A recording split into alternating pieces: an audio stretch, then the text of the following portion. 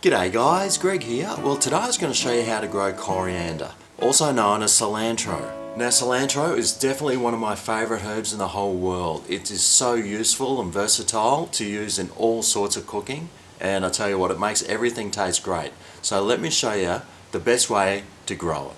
So I've gone and bought a cilantro plant from the shops. What you'll also need is some really good quality potting mix. And cilantro loves a loamy soil, so soil that's mixed with clay, sand and rich fertile potting mix. So I'm going to add some of this sand to the potting mix. You want a pretty much even mix of sand and potting mix, so I'll just throw that in together and give that a good mix.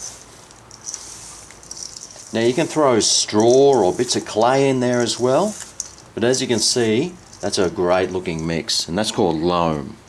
So I'll just add that to my pot. Now I'll just gently remove this. I'll try not to disturb the roots too much in this because they are very sensitive, and just look how fine they are.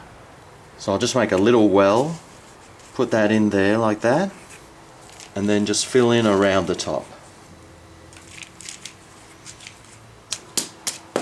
I'll let that settle on its own just by banging that pot down.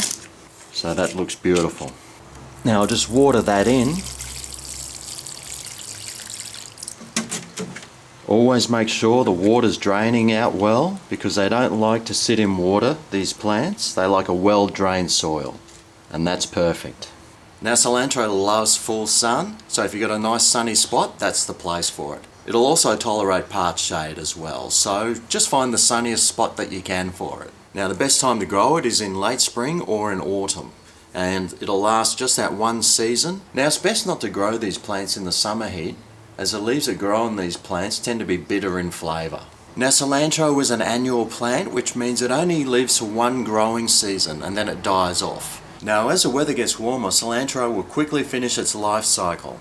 It will send up a stalk which will produce blossoms and then seeds. Now you can either leave this stalk and let the seeds naturally drop into the soil, or you can take the seed pod off and keep it and store it and save those seeds for later on. Now if you are going to grow the plants from seeds, make sure you plant them about 6 inches apart, which will allow ample space for the plant to grow. Now with my new plant, I'll water it about once a week or until I see the leaves start to wilt.